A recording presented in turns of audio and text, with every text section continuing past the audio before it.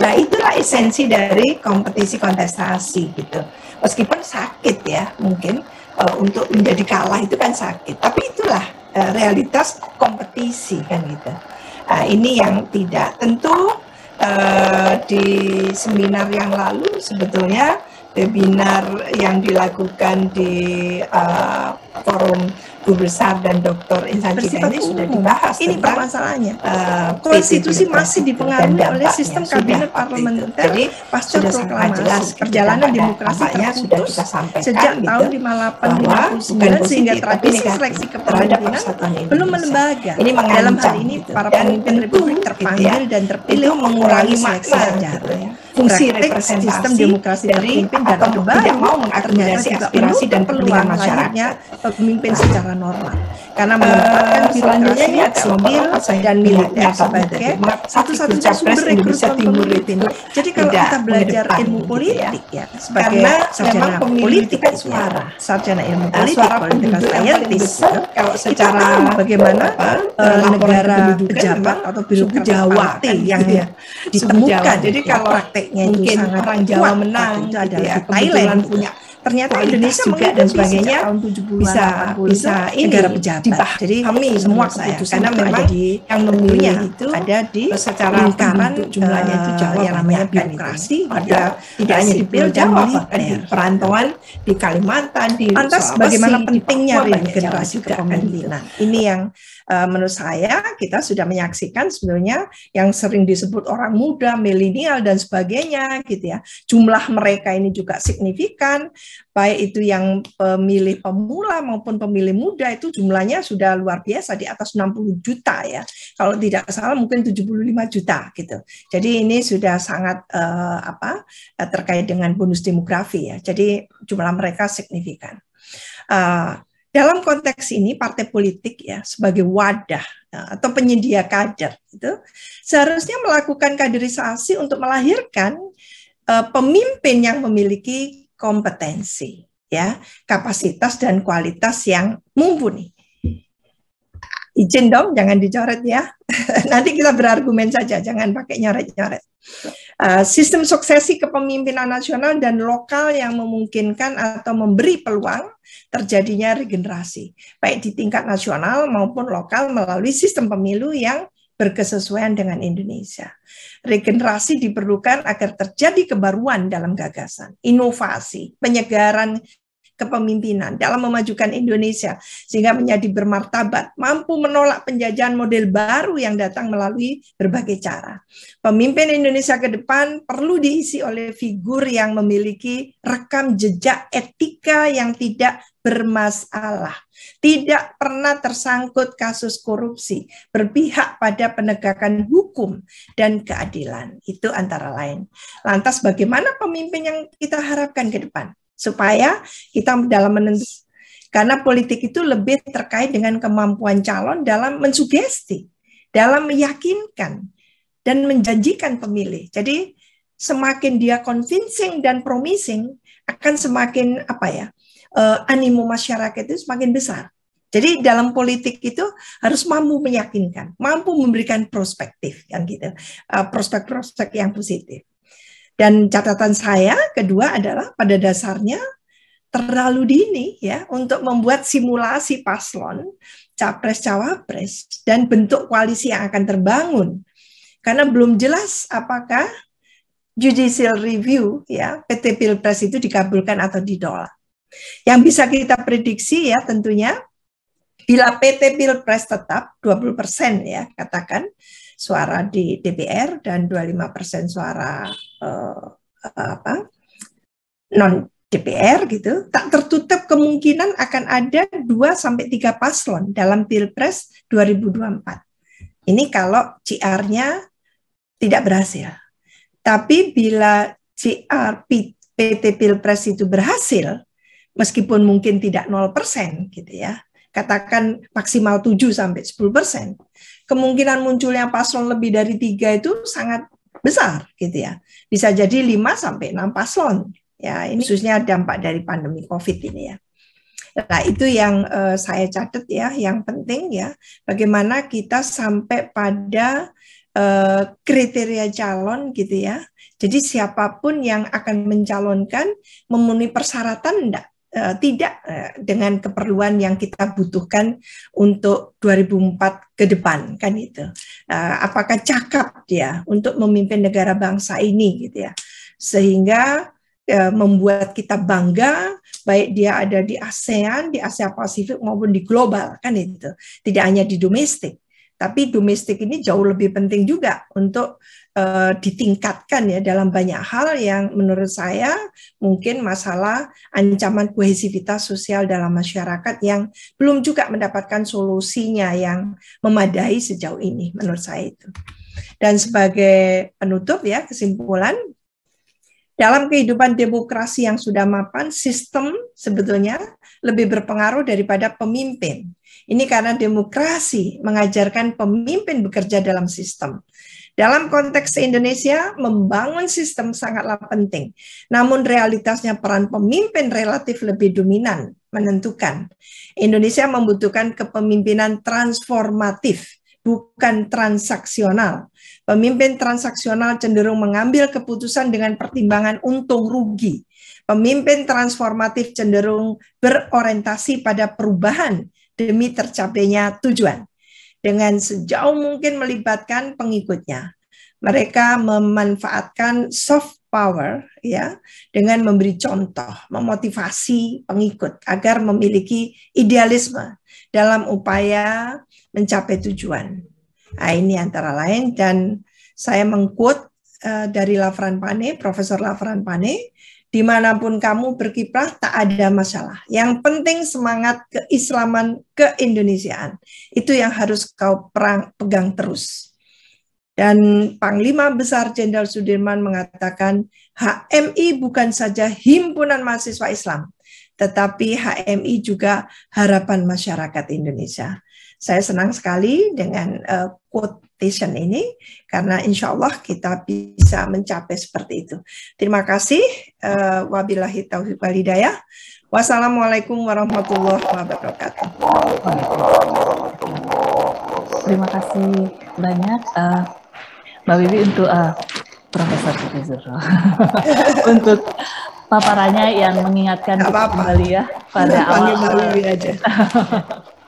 Ya, mengingatkan kembali pada awal-awal tentang pelajaran ilmu politik yang hampir kita semua di sini dapatkan ya. Demokrasi, ya, memang demokrasi kita perlu untuk bergeser, menggeser bersama-sama dari yang bersifat prosedural ini menjadi yang lebih substantif ya. Kemudian juga tentang pemimpin yang transformatif, yang sifatnya lebih jangka panjang, yang mungkin tidak sekarang ketahuan begitu hasil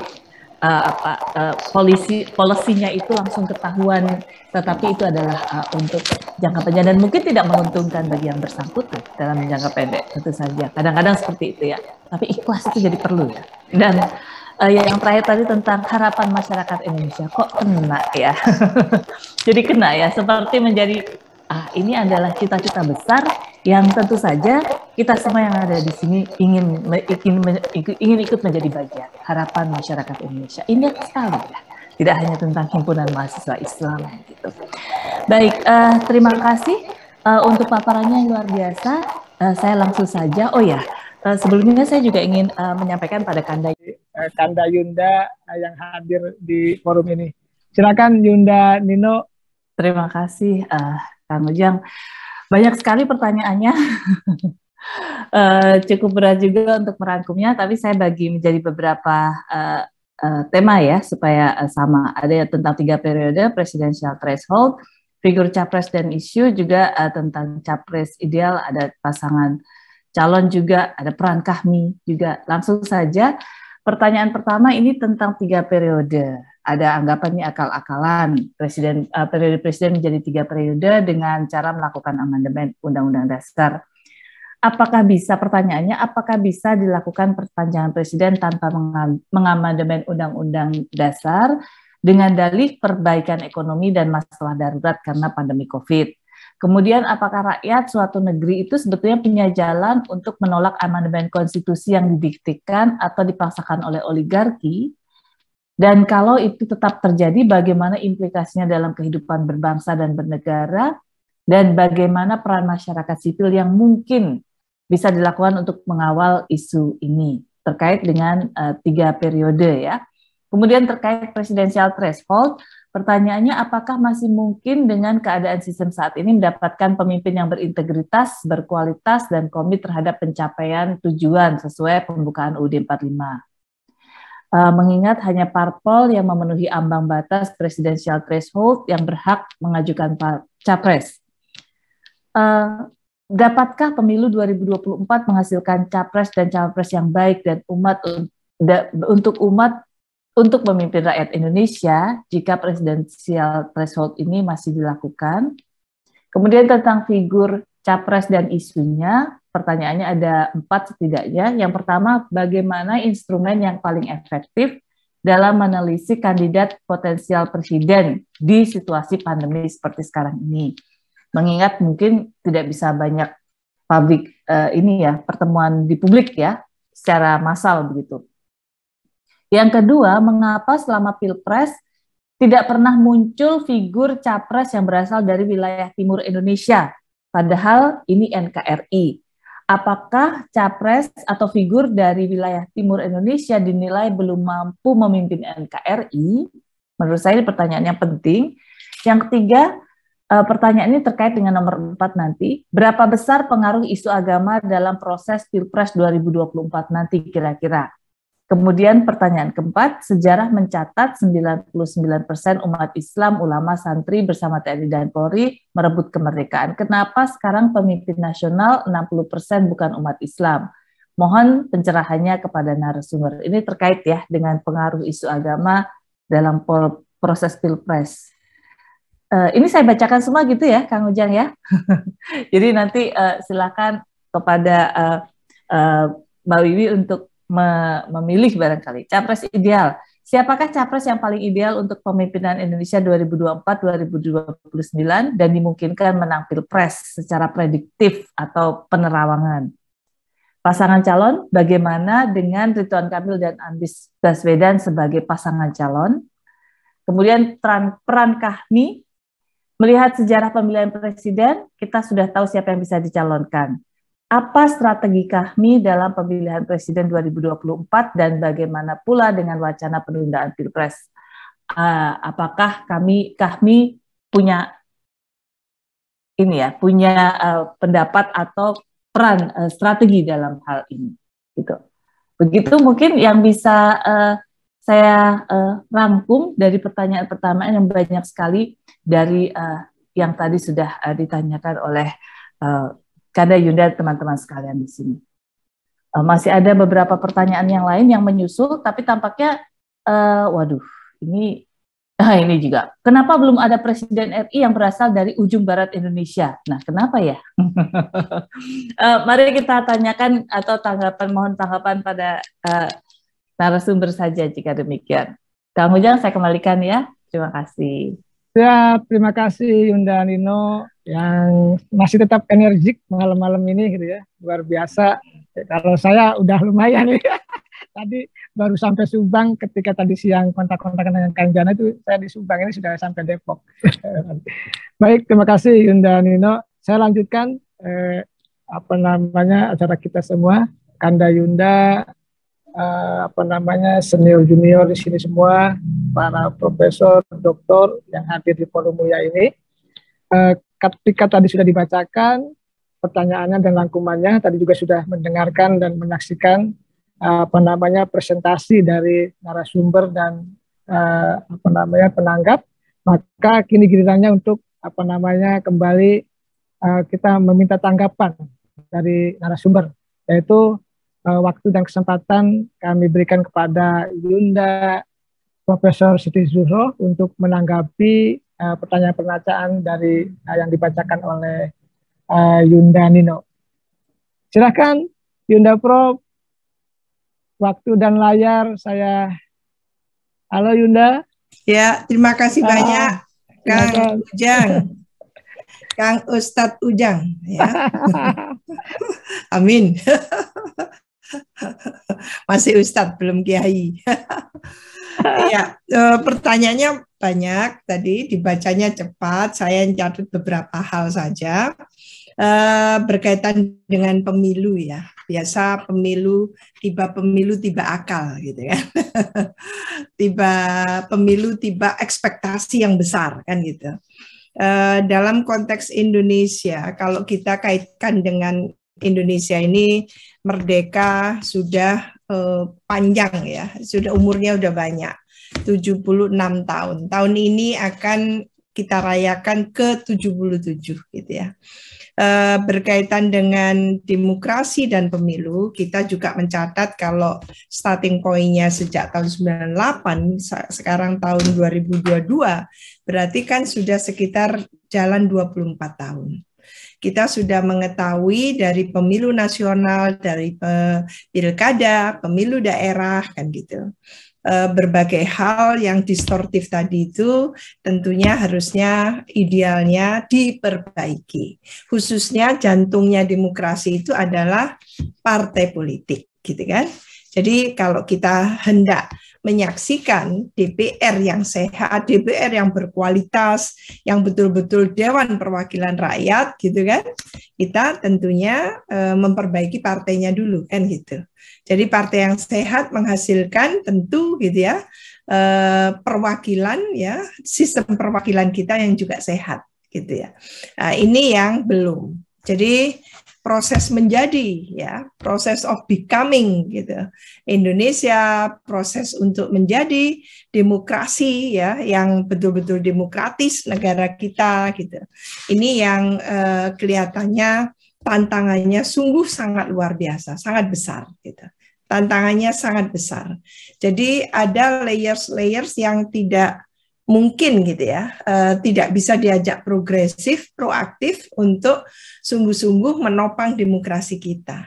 Nah, dalam penelitian saya, khususnya dalam konteks otonomi daerah dan pilkada gitu ya, bertahun-tahun gitu di beberapa daerah, waktu itu kita ambil 8 daerah gitu, menunjukkan justru yang constraining ya, yang menghambat demokrasi itu adalah para elit dan aktor. Jadi peran-peran yang mereka mainkan itu bukan peran-peran yang positif membawa demokrasi kita itu naik kelas, tidak. Justru sebaliknya adalah demokrasi kita malah tidak substantif tadi itu. Jadi proseduralnya terlalu panjang kita itu. SOP saja. Jadi demokrasi kita itu demokrasi yang berdasarkan SOP, dijalankan saja. Tahapan-tahapannya pilkada langsung tuh tahapannya saja. Pilpresnya langsung tahapannya saja kan gitu. Substansi itu yang selalu tidak dikedepankan. Sehingga mengapa lalu kita simpulkan mengapa kok prosesnya distortif? Karena ada pelanggaran, ada penyimpangan gitu ya. Di mana semua cara itu dihalalkan hanya untuk menang gitu ya, pokoknya menang kan gitu.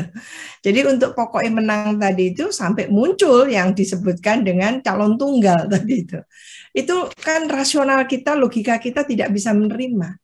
Bagaimana demokrasi yang harusnya ditopang oleh esensi kompetisi gitu ya, kontestasi, ada partisipasi, ada representasi, ada kompetisi, kok nggak jadi kan gitu. Itu yang membuat kita tidak naik kelas berdemokrasinya. Ini masalahnya. Jadi kita sudah tahu kalau PT ditinggikan banget, nggak ada maknanya sama sekali. Pengaruhnya juga negatif terhadap realitas bahwa kita ini adalah masyarakat majemuk. Sistem multipartai kita tuh ekstrim banyak kan gitu. Banyak banget, puluhan partai politik. Setiap ada pemilu nasional, lihat saja berapa puluh yang mendaftar, yang masuk kan gitu. Nah, ini kan banyak, 9 partai masuk di DPR RI, belum yang di daerah-daerah, variatif jumlahnya. Lalu masyarakat sendiri majemuk. Tentu dengan kemajemukan tadi itu, masyarakat juga ingin menyaksikan bahwa wakil-wakil mereka, calon-calon pemimpin mereka itu diakomodasi. Jadi tidak ada urusan mahal atau tidak mahal dalam hal ini. Urusannya adalah bagaimana memberikan pembelajaran kepada masyarakat bahwa kompetisi kontestasi is a must dalam demokrasi. Kan itu. Lah, tentu ini harus dimulai dulu dari partai politik. Jadi kalau di internal partai politik hak otonom kader tadi itu diarus utamakan, dihormati gitu ya. Sehingga kader-kader sudah terbiasa berkompetisi di internalnya, suksesi melalui ketum, pemilihan ketum gitu ya di internalnya. Itu bagus sekali. Sehingga ketika ada pemilu ada konvensi di internal partai itu. Partai besar, partai jangkar gitu kan. Karena kader-kadernya luar biasa. Lebih dari 5 katakan bagus-bagus. Ada kan konvensi. Jadi siapa yang memang menjadi preferensi rakyat? Tidak usah dibilang elektabilitas lah gitu ya. Karena belum pemilu juga kan gitu. Jadi kalau cuman sekedar sekedar berpatokan pada popularitas, sesat kita memang gitu ya. Populer saja. Lupa kita pada substansinya. Orang ini pandai apa? Cuman pandai politik pencitraan, kan gitu ya. Nah itu kita tidak bisa lagi melakukan hal yang sama seperti eranya Jadul, gitu ya. Era Jadul itu era pencitraan yang berlebihan. Jadi logika kita tidak ikut dalam katakan gitu ya, pembelajaran demokrasi yang lebih rasional tadi itu. Sehingga pemilih-pemilih itu menjadi pemilih yang cerdas, yang kritis seharusnya itu. Pemilih-pemilih yang punya argumentasi ketika mereka memilih.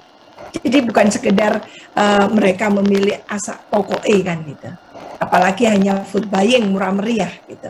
Jadi siapapun melakukan vote buying harusnya ada guilty feeling di situ. Ada perasaan bersalah. Karena itu sangat menistakan gitu ya, sesama gitu. Hanya membayar dengan uang murah meriah seperti itu. Karena mereka masih miskin dan sebagainya. Nah, di Indonesia demokrasi itu memang harusnya dipahami secara apa ya? Secara ini keseluruhan gitu. Dengan mempertimbangkan kondisi masyarakat kita yang pendidikannya belum tinggi. Yang pendidikannya di sini adalah masih 8,5 tahun. Jadi kalau sebagian besar dari masyarakat Indonesia, warga negara Indonesia masih SMP, itu apa yang harus kita lakukan kan itu? Nah ini yang harusnya menjadi tugas pokok dari partai politik untuk melakukan pendidikan politik, melakukan pencerahan kan gitu. Tapi tadi itu penelitian saya menunjukkan ternyata elit aktor itu constraining. Jadi peran elit dalam proses demokrasi di daerah gitu ya, ditunjukkan baik itu dalam pembuatan APBD, dalam proses pilkada dan sebagainya, ternyata constraining. Nah ini antara lain yang juga masih menjadi tantangan yang sangat besar bagi bangsa Indonesia. Tentunya tadi itu saya coba ya PT Pilpres gitu dan dampaknya. Ini tadi Kang Jana mengatakan bahwa ke WA saya ternyata ditolak gitu ya. CR untuk 0%, PT Pilpres 0% itu ditolak dengan komposisi 5 menolak, 4 mengiyakan. Tetap kalah kan berarti ya. Selisih 1 kalah gitu. Artinya akan mengikuti yang 20% tadi itu. Nah, kalau mengikuti 20%, apa yang kita bisa lakukan? Jadi 20% sudah menghasilkan yang namanya politik disharmoni, gitu ya, keterbelahan di tengah masyarakat kita. Sila ketiga dari Pancasila kita sudah terancam, persatuan Indonesia, kan gitu. Karena tadi itu betul-betul tidak merepresentasikan gitu ya kemajemukan kita dan multipartai kita gitu. Untuk apa multipartai banyak? Ternyata tidak bisa gitu kan mengedepankan pasangan calon. Kalau kita itu ikut pemilu kata putusnya kan bukan sekedar menang gitu ya. Ada proses pembelajaran di situ. Nah, itulah esensi dari kompetisi kontestasi gitu. Meskipun sakit ya mungkin untuk menjadi kalah itu kan sakit, tapi itulah realitas kompetisi kan gitu. Nah, ini yang tidak tentu di seminar yang lalu sebetulnya webinar yang dilakukan di forum Guru Besar dan Dr. Insan Cita ini sudah dibahas tentang PT Pilpres itu dan dampaknya sudah waktu itu. Jadi sudah sangat jelas gitu, dampaknya sudah kita sampaikan gitu, bahwa bukan positif tapi negatif terhadap persatuan Indonesia.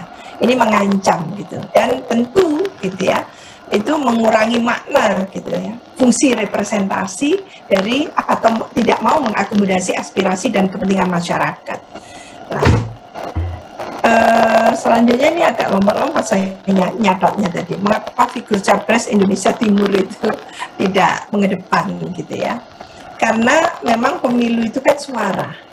Nah, suara penduduk yang paling besar kalau secara laporan kependudukan memang suku Jawa kan gitu ya, suku Jawa. Jadi kalau mungkin orang Jawa menang gitu ya, kebetulan punya kualitas juga dan sebagainya, bisa ini dipahami menurut saya, karena memang yang memilih itu secara penduduk jumlahnya itu Jawa banyak kan itu.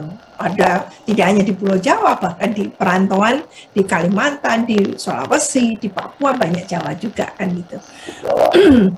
Jadi kalau figur-figur dari Capres dari Indonesia Timur katakan gitu, belum bisa meyakinkan gitu ya kepada pemilih, ini yang sulit. Makanya mengapa saya katakan tadi yang sudah diulangi oleh Profesor Zainuddin Maliki tadi itu, bahwa sebetulnya pencapresan itu sangat tergantung pada calon kan gitu ya.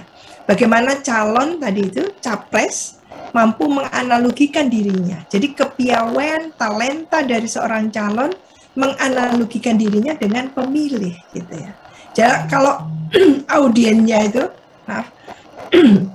kalau audiensnya sebagian besar itu tentu ya penduduk yang tidak terlalu tinggi pendidikannya, mendapatkan satu sosok yang bisa merepresentasikan itu, tentu ini akan menimbulkan animo, antusiasme sendiri dari pemilih. Itu masalahnya.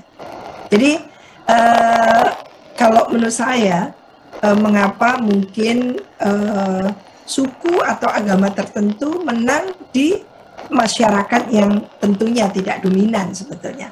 Nah, itu kan berarti menunjukkan bahwa ada toleransi dalam hal ini gitu. Ketika melihat sosok figur tadi itu adalah figur yang dianggap mumpuni. Figur tadi itu dianggap sangat bisa tadi itu merepresentasikan kebutuhan masyarakat gitu. Nah, ini yang di pilkada itu sangat menggembirakan gitu ya, ketika masyarakatnya itu sebetulnya tidak semuanya Kristen, mungkin non-Muslimnya tidak mayoritas, tapi dimenangkan oleh ternyata non-Muslim itu. Alasan apa itu? Bagaimana menjelaskan kan itu? Itu menarik juga menurut saya kan gitu.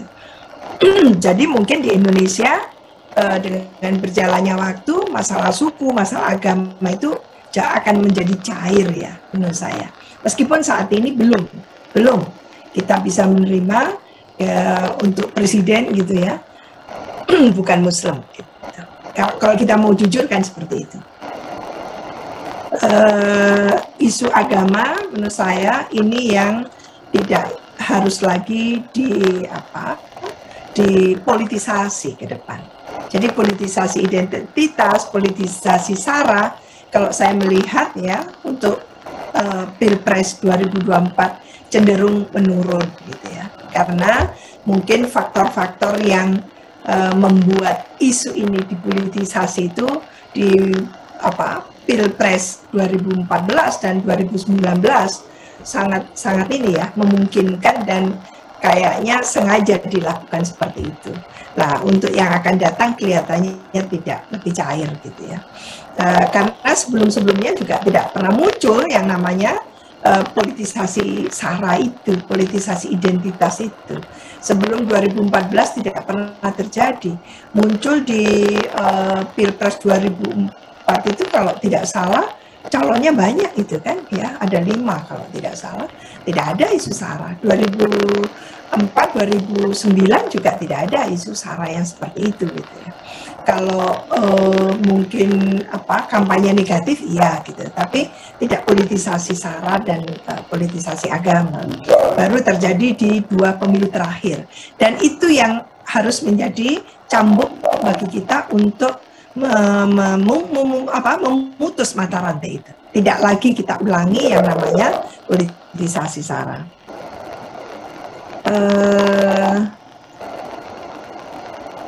Ini capres ideal. Ya, capres ideal 2004-2029 dan peran Kahmi, strategi Kahmi apa? Capres ideal 2024-2029 menurut saya adalah capres yang betul-betul nantinya itu menurut saya satu ya, kita tahu life history-nya. Jadi biodata dari calon itu harus betul-betul clear gitu ya. Dan warga negara yang mempersoalkan life history tadi itu harus dijawab dengan juga clear gitu. Tidak boleh lagi tidak clear. Jadi harus jelas sekali. Dalam hal ini partai politik harus mempertanggungjawabkan semua calon yang diusungnya kan gitu. Jadi bukan KPU itu adalah nanti yang menerima saja kan gitu. Secara administratif memenuhi syarat ya sudah kan gitu. Tapi partai politik sejak awal gitu ya bisa menggaransi kan gitu, bisa memberikan jaminan bahwa calon yang diusung itu, paslon yang diusung itu betul-betul clear gitu.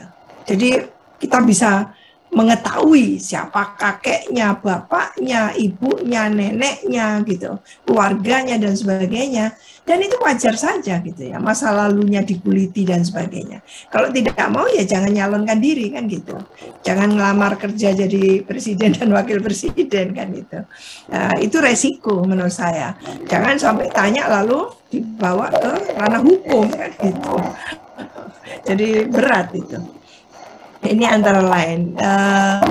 Dan kita tidak bisa lagi gitu ya didominasi nanti calon-calon itu dengan politik pencitraan ansih seperti itu. Tidak bisa. Karena eranya sekarang ini era digital. Jadi berpikir analog itu sudah harus kita tinggalkan. Kita sudah masuk ke era digital culture gitu ya. Jadi mindset kita itu mindset baru, cultural set kita juga cultural set baru gitu ya. Yang tadi Prof. Maliki mengatakan bahwa penggunaan gitu ya, iptekin, penggunaan digital itu luar biasa sekali kan gitu. Mau tidak mau kompetisinya di sana. Jadi mulai ada rasionalitas, mulai memperkenalkan profesionalitas di situ. Bukan kebohongan publik gitu ya. Tidak boleh lagi. Jadi kalau politik pencitraannya terlalu berlebihan, itu hanya menutupi bopeng-bopeng gitu ya. Itu tidak boleh lah. Demikian juga kita mintakan gitu ya lembaga-lembaga survei itu inline gitu ya dengan pilar demokrasi. Jadi ada media pilarnya demokrasi, lah lembaga survei itu menyempurnakan gitu kan. Jadi bekerjanya di ranah akademis kan gitu. Jangan lagi membuat kontroversi, apalagi nanti mencoba-coba mendikte gitu ya hasil dari KPU kan gitu, seolah-olah yang paling benar hasil survei dengan quick count itu sehingga KPU harus follow kan gitu, mengikuti. Itu tidak benar juga. Kalau itu halnya mungkin kita butuh survei dengan seperti cara Amerika atau Australia gitu ya, survei yang betul-betul bisa dipertanggungjawabkan gitu ya, quick count-nya dan sebagainya. Mungkin Indonesia sudah bisa melakukan quick count itu, paling kurang melakukan e-counting kan gitu ya. Quick count itu e-counting kan gitu. Itu dilakukan saja sehingga tidak ada kontroversi, apalagi setiap pemilu itu ada pembelahan di tengah masyarakat. Obatnya tidak ada sama sekali. Apa yang dilakukan pemerintah setelah pemilu dengan adanya ancaman terhadap kohesivitas di sosial kita itu kan kita tidak menyaksikan gitu ya. Bagaimana solusi-solusi konkretnya itu. Nah, tentu ini memerlukan peran-peran penting dari alumni ya, para alumni Himpunan Mahasiswa Islam yang berada dalam satu korps ya, korps alumni yaitu Kahmi gitu ya. Kahmi ini saya masih ingat waktu tahun 2017 ya, 2018 awal gitu ya dalam pelantikan itu, karena waktu itu ada delay pelantikan untuk kepengurusan ya, pengurus MN Kahmi waktu itu, saya sampaikan bahwa politik Kahmi itu adalah politik moral, jadi bukan melakukan politik praktis, politik moral. Jadi dia ikut menjaga secara tentu gitu ya, akademis gitu ya, moral gitu, mengingatkan dan sebagainya. Dan sah-sah saja Kahmi melalui alumni-alumninya itu kalau ada yang betul-betul memenuhi syarat. Jadi kita tidak berpolitik praktis, tapi kita juga silahkan gitu ya kalau ada alumni-alumni yang memiliki kualifikasi. Karena apa? Karena tidak cukup menurut saya alumni Himpunan Mahasiswa Islam itu hanya duduk sebagai wakil presiden, sebagai Menko, sebagai menteri, tidak cukup untuk berpengaruh di negara ini. Jadi untuk bisa mempengaruhi gitu ya, untuk bisa menjalankan terobosan-terobosan inovasi yang sampai membawa negara ini ke baldatun thayyibatun wa rabbun ghafur, ya mau tidak mau harus di RI 1, itu masalahnya. Nah, bagaimana kita menyiapkan supaya para kader ini bisa memiliki kualifikasi gitu ya, dan terseleksi sampai ke RI 1 itu. Nah, ini yang patut kita pikirkan bersama agar kita bisa memberikan gitu ya masukan-masukan gitu. Meskipun tidak wakil kita ada di RI 1 atau RI 2, tetap saja yang namanya Kahmi itu selalu berpikir untuk bagaimana memberikan sumbangsi gitu ya, kontribusi pemikiran yang sangat kritis gitu ya, dan bermanfaat untuk negara bangsa ini.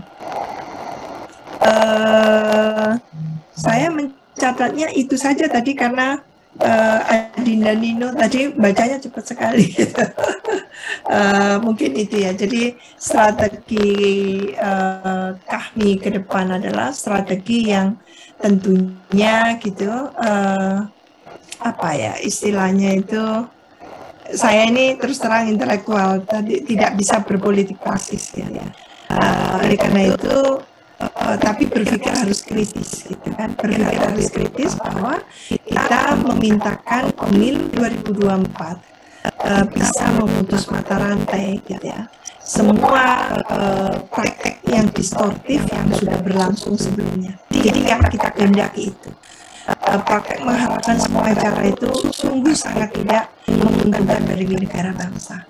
Jadi kalau pemilu kita yang akan datang sudah diwarnai oleh pemilu yang damai, pemilu yang betul-betul berkualitas, tidak diwarnai oleh katakan gitu ya, kita masih menyaksikan tank-tank di mana-mana, lalu kawat-kawat berduri sangat tinggi di gedung-gedung tertentu, suasana mencekam, ya itu bukan pemilu itu, bukan pemilu. Jadi kayak perang. Jadi kalau kita sudah mampu menciptakan itu, berarti kompetisi kontestasi dilakukan secara free and fair. Jadi tidak ada dusta di antara kita. Kita melakukan betul-betul gitu ya, menghadirkan gitu calon-calon yang the best among the best, karena partai-partai politik, koalisi partai yang mengusung itu betul-betul mempertanggungjawabkan siapapun yang diusungnya, kan itu. Sehingga tahapan-tahapan itu dilalui dengan tentunya bagi Indonesia ini dengan dilandasi oleh substansi penegakan hukum yang kokoh, sehingga kita naik kelas. Kalau pemilu 2024 masih menuai hal-hal seperti ini, bahkan lebih buruk dari 2019, ini akan menjadi starting point yang sangat membuat kita setback, dan kita tidak mampu nantinya bersaing ya, tidak dipercaya di ASEAN juga kan gitu, karena selalu pemilu menimbulkan satu kerusuhan gitu ya, kerusuhan yang luar biasa, lalu ada kematian-kematian yang jumlahnya banyak kan gitu. Itu harus kita antisipasi semuanya. Dan karena kita berpikirnya Indonesia emas 2045, sementara di 2024 kita masih stagnasi seperti ini gitu ya. Dalam arti kita tidak mampu melaksanakan satu pemilu yang free and fair gitu ya, karena komitmen kita tidak cukup tinggi gitu kan, law enforcement kita juga sangat lemah. Itu yang membuat kita tidak prospektif untuk menyongsong pemilu 2024. Jadi mumpung masih 2022 awal ya tahun ini, kita sudah bisa menyiapkan berbagai piranti gitu ya pemilu agar kita tidak mengulang atau tertumbuk pada tiang yang sama. Mungkin itu saja Kang Moderator, Kang Ujang. Makasih. Wassalamualaikum warahmatullahi wabarakatuh. Waalaikumsalam warahmatullahi wabarakatuh. Terima kasih Yunda Prof. Siti Zuhro ya. Luar biasa ya. Kita menyaksikan ya, bagaimana ya kalau beliau di televisi, komentar-komentar beliau yang begitu sangat kritis yang diikuti oleh saya Yunda. Terima kasih atas inspirasinya Yunda. Dan terima kasih juga atas tadi penjabarannya yang luar biasa. Ini karena pembahasan makin menarik, maka waktu pun tidak terasa ya, mengalir terus. Sudah jam 22:20 ini pas sekali waktunya, sesuai yang sudah diamanahkan oleh Kang Jana ini tepat. Nah, untuk mempersingkat waktu, maka kita agenda berikutnya yaitu tanggapan dan closing statement dari para penanggap. Untuk yang pertama, itu tadi dari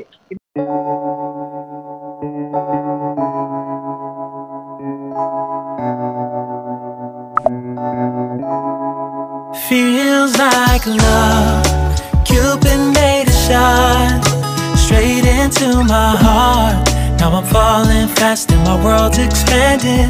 Feels like love, even though we're kinda nervous.